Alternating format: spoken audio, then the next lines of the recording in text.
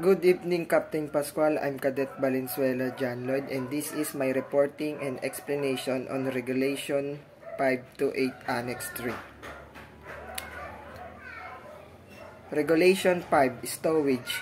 Harmful substance shall be properly stowed and secured so as to minimize the hazards to the marine environment without impairing the safety of the ship and person on board. Regulation 6, Quantity Limitation.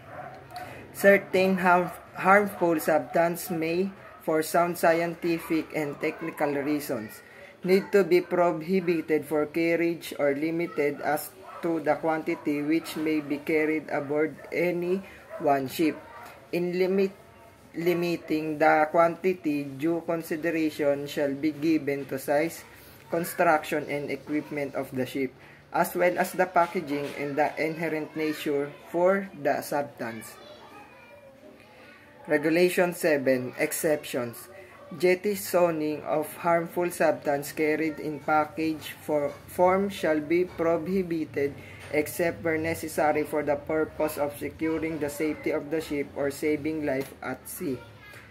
2. Subject to the provision of the present convention, appropriate measures based on the physical, chemical, and biological properties or harmful substance shall be taken to regulate the washing of leakage overboard, prohibited compliance with such measure not impair the safety of the ship and person on board.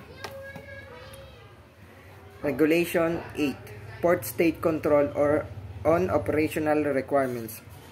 A ship when a port of another party is subject to the inspection by officer duly authorized by such party concerning operational requirements under the annex, where there are clear grounds for believing that the master or crew are not familiar with essential shipboard procedures relating to the prevention of pollution by harmful substance.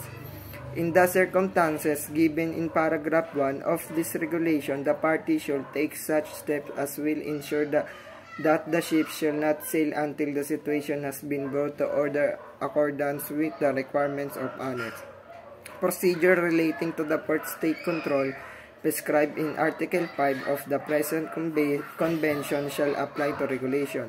Nothing in this regulation shall be construed to limit the rights and obligations of a party carrying out control over operational requirements, especially provided for in the present convention. And this is my reporting in Annex 3 Regulation 528. Thank you.